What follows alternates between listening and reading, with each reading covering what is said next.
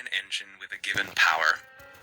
However, the amount of torque originating from engine power is not always enough to move the vehicle, so the torque must be increased. The lower the revolution of the gears, the greater the torque.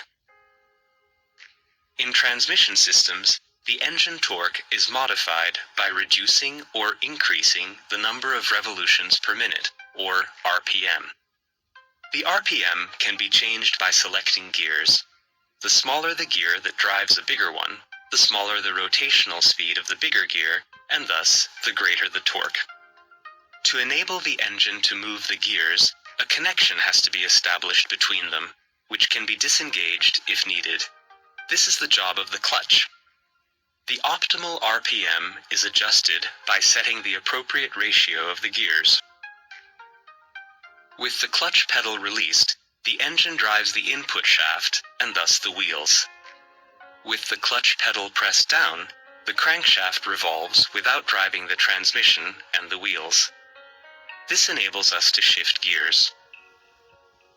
To avoid grinding and weary shifting, gears need to be synchronized, which means meshing gears rotating at the same speed. A synchronizer ring makes that possible.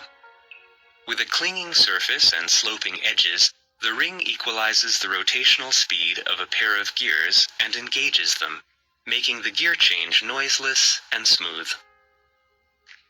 In synchronized transmission systems, all the gears are constantly in mesh. While the gears on the lay shaft are in a fixed position, the gears on the spline shaft rotate on their own bearings. Shifting between gears occurs by fixing the current gear to the spline shaft, so the drive goes through the pair of gears. To get the vehicle moving, we shift into first gear. The linkage, with the help of the sleeve attached to it, fixes the first gear on the spline shaft.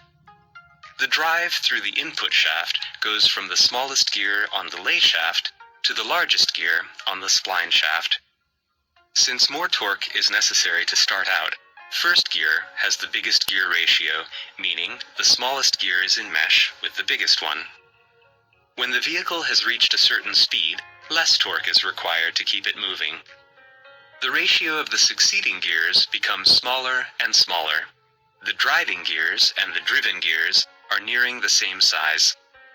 In second gear, the sleeve fixes the second gear to the spline shaft, conducting the driving force through it.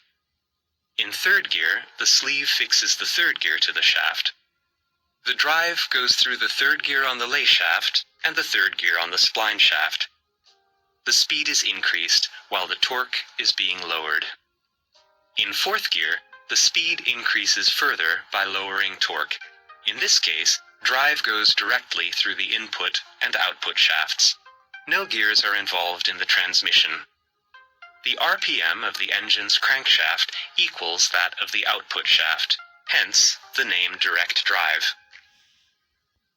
In reverse gear, an additional gear is applied between the last gears on the lay shaft and the spline shaft. It changes the rotational direction of the output shaft, moving the vehicle backwards. In lower gear, the car is slower but pulls harder. In higher gear, the vehicle is faster and uses less fuel but has weaker acceleration.